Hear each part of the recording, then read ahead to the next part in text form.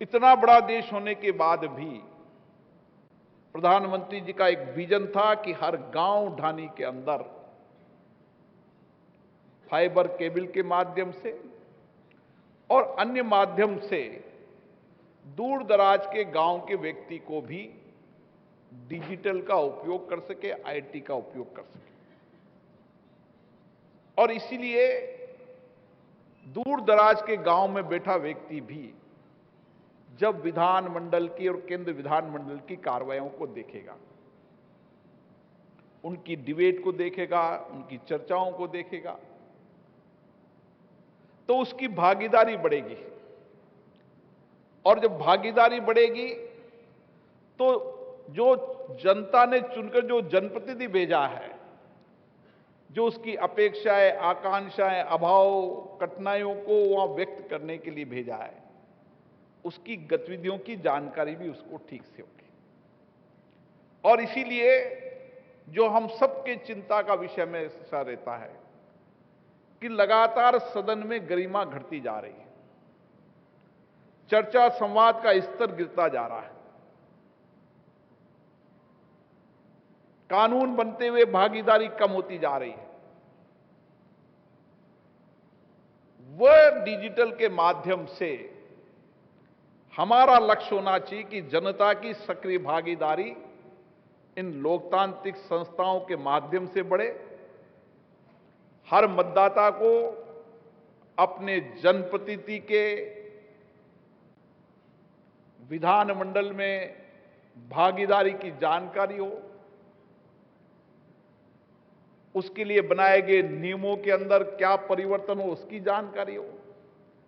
और इसके लिए हमें अपने अपने विधानमंडल में डिजिटल आईटी के उपयोग को बढ़ाने की आवश्यकता है। मुझे खुशी है कि भारत के अंदर अधिकतम विधानसभाओं ने अपनी विधानसभाओं को पेपरलेस करने के लिए कदम बढ़ाए और कई विधानसभाएं अब पेपरलेस हो चुकी है। और इसलिए एक प्लेटफॉर्म पर जो उठाए गए प्रश्न, उनके जवाब, सीपी जोशी साहब कह रहे थे कि आईटी के बाद कहीं ना कहीं आईटी का उपयोग करते समय जो आरटीआई लगाने वाले लोग हैं, उनको अगर विधानसभा मंडलों से ज्यादा जानकारी मिल जाए तो हमारे लिए चिंता का विषय है। और इसीलिए सूचनाओं के त्वरित गति से आदान प्रदान, हर देश का व्यक्ति संसद में उठाए गए प्रश्नों, संसद में उठाए गए मुद्दों, संसद में कानून पर हुई चर्चा, राज्य विधानमंडल में उठाए गए प्रश्न, चर्चा, मुद्दे, नियम प्रक्रियाओं परिवर्तन, बजट का आकलन डिजिटल पे एक प्लेटफॉर्म पर कर सके। और इसके लिए हम लगातार प्रयास कर रहे हैं, उसके बेहतर परिणाम भी आए। कई संस्थाएं इस प्लेटफॉर्म पर आई है। मुझे आशा है कि आने वाले समय के अंदर हम बहुत शीघ्र ही one nation one register platform पर दे पाएंगे और जनता की भागीदारी को और बढ़ा पाएंगे। मेरा मानना है कि इन संस्थाओं को अगर जवाबदेही बनाना है, माननीय जनप्रतिनिधियों के आचार विचार व्यवहार को, राठौड़ साहब ने कहा कि एक बच्चे ने पूछा, हम नारे लगा रहे थे, ये उस प्रदेश के निर्वाचन मंडल को जो चुनकर भेजने वाले लोग हैं, हम सदन के अंदर गतिरोधों को, व्यवधानों को कब कम पड़काएंगे? जब वहां का मतदाता ऐसे गतिरोधों को, ऐसे व्यवधानों को, ऐसे नारेबाजी को, ऐसे असंसदीय व्यवहारों को अपने जनप्रतिनिधि से सवाल करने लगेगा। जब हम इन सदनों के गिरते हुए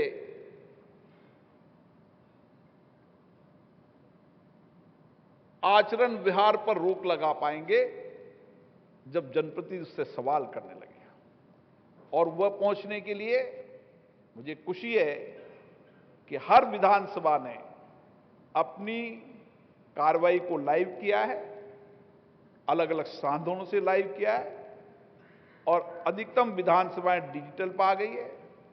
बाकी और विधानसभा प्रयास कर रही है। हम भी उसके लिए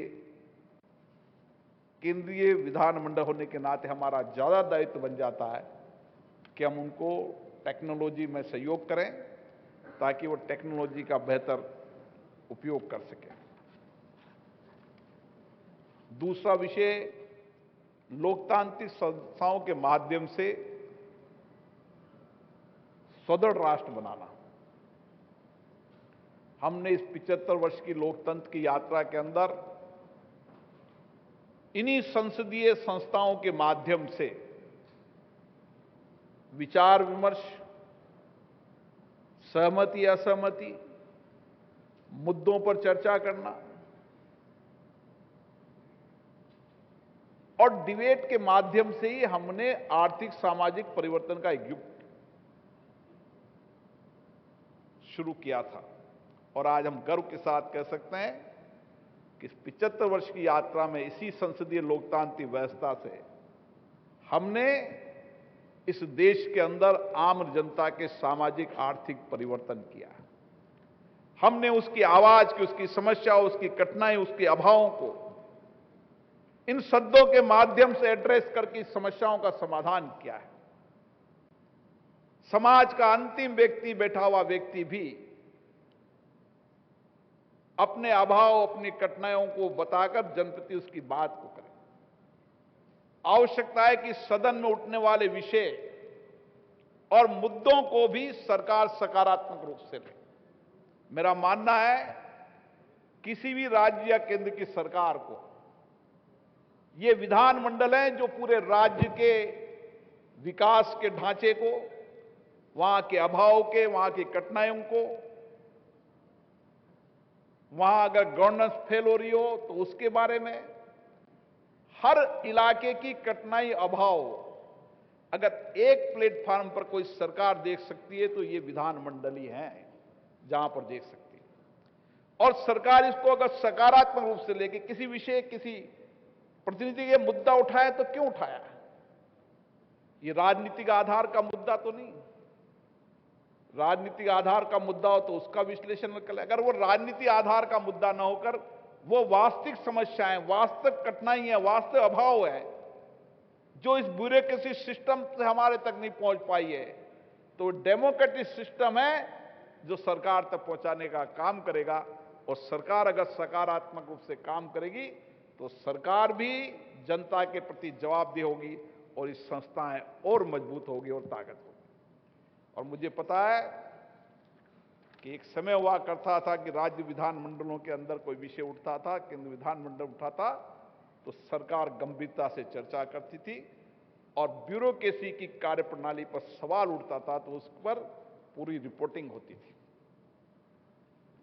लेकिन हम कई बार उसको पक्ष विपक्ष के विषय को मान लेते हैं, जो मेरा मानना है कि लोकतंत्र में उचित नहीं है। सहमति असहमति, पक्ष विपक्ष, ये हमारे लोकतंत्र की ताकत है और इस ताकत को सशक्त करने की आवश्यकता है। हमारी जहां असहमति हो, असहमति व्यक्त करना चाहिए, लेकिन जहां सकारात्मक सवाल हो, सकारात्मक मुद्दे हो, वहां सकारात्मक सोच के साथ सदन एक साथ मिलकर बात करे, उन विषयों पर एक साथ बात करें कि हमारे राज्य और देश के सकारात्मक मुद्दे हैं, उनको हम बैठकर कैसे हल कर सकते हैं। अलग अलग लोगों के, अलग अलग राज्यों के, अलग अलग विविधताओं के, अलग अलग क्षेत्रों के विचार जब आएंगे तो एक सकारात्मक संदेश जाएगा। इसीलिए तो कहते हैं कि भारत में जितनी डाइवर्सिटी है उतनी ही हमारी ताकत लोकतंत्र में है, क्योंकि अलग अलग राज्यों के अलग अलग भाषा है, बोली है, वेशभूषा है, वहां की परिस्थितियां हैं। राज्यों के अंदर भी हर जिले के, हर संभाग के अलग अलग स्थितियां हैं, बोली, भाषा, वेशभूषा, भौगोलिक स्थिति, राजनीतिक स्थिति, वहां की विकास की स्थिति अलग अलग है। उन सारी परिस्थितियों को एक प्लेटफॉर्म पर लाने के लिए विधायी संस्थाएं काम करती है। मुझे आशा है